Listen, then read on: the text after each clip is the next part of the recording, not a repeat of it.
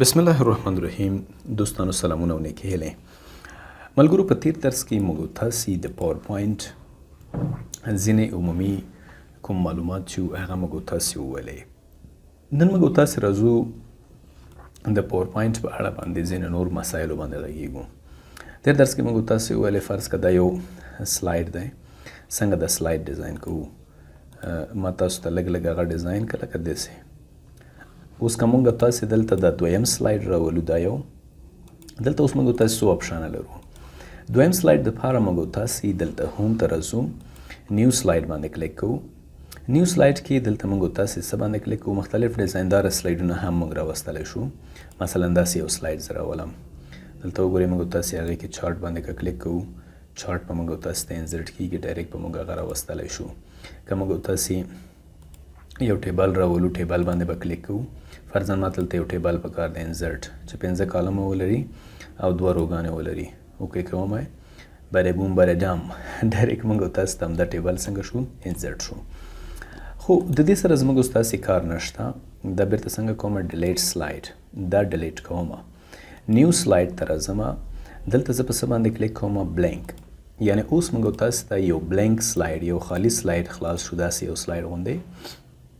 دلته وګورئ زه که لیکل کوم یو ټکس باکس ځان ته راوړم، نو زه چېرته راځم، دې ساحې ته راځم او بیا انزرټ، او دلته موږ تاسې لکه د مایکروسافټ ورډ په شانته ټکس باکس لرو. ټکس باکس اخلم، دلته داسې ډرا کوم، دلته ورته وایم چې فرضاً موږ تاسې لیکل کوو افغانستان، یا فرضاً زه لیکل کوم افغان استاد.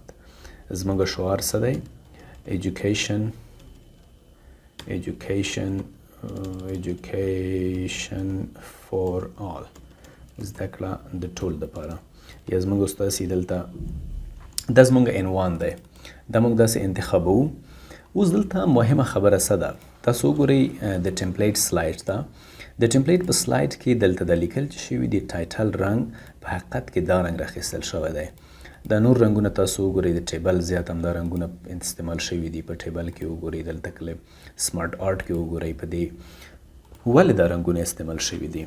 ځکه چې کلر کمبینیشن دی. کلر کمبینیشن په دې معنا چې د رنګونو جوړښت، رنګونه په صحیح ډول باندې جوړښت باندې شوي دي. یعنی شین رنګ موږ زیات استعمال کړی دی په لومړي فرنټ سلاید کې، نو هماغه هم دلته راغلی دی. اوس وګوره موږ باید مجبور یو دا لیکل چې کوو، موږ تاسې باید دلته رنګ ته راشو، داسې یو رنګ انتخاب کړو چې هغه زموږ تاسې د دې سلاید د رنګ سره څنګه وي، برابر وي، او موږ تاسې همیش د هغې نه استفاده وکړلی شو.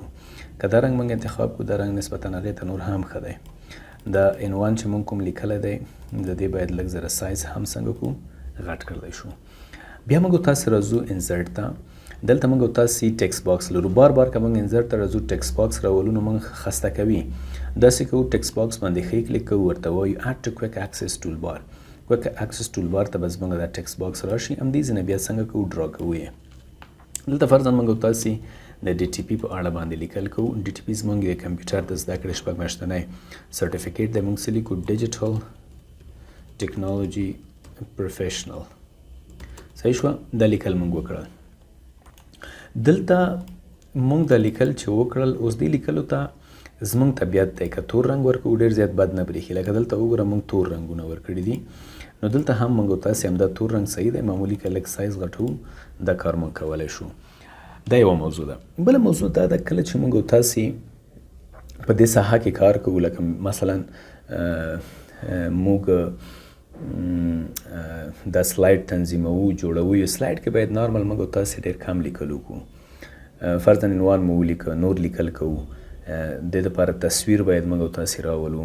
نو د زیاتو لیکلو څخه باید موږ خودداري وکړو، ځکه کله چې موږ تاسې یو سلاید ریپرزینټ کوو، یو سلاید شاید تشریح کوو، یو موضوع شاید تشریح کوو، نو مهمه خبره دا ده چې زموږ تاسې لیکل کم وي، خبرې به موږ تاسې د خولې په واسطه باندې کوو، هغه تشریح به موږ تاسې ورکوو، تر څو آډینس یا هغه خلک چې موږ تاسې ته غوږ نیولی دی هغوی خسته نه شي. نو اوس که موږ دلته یو تصویر راولو، څنګه کلیک کوو؟ موږ تاسې راځو، زه یو تصویر دلته راولم،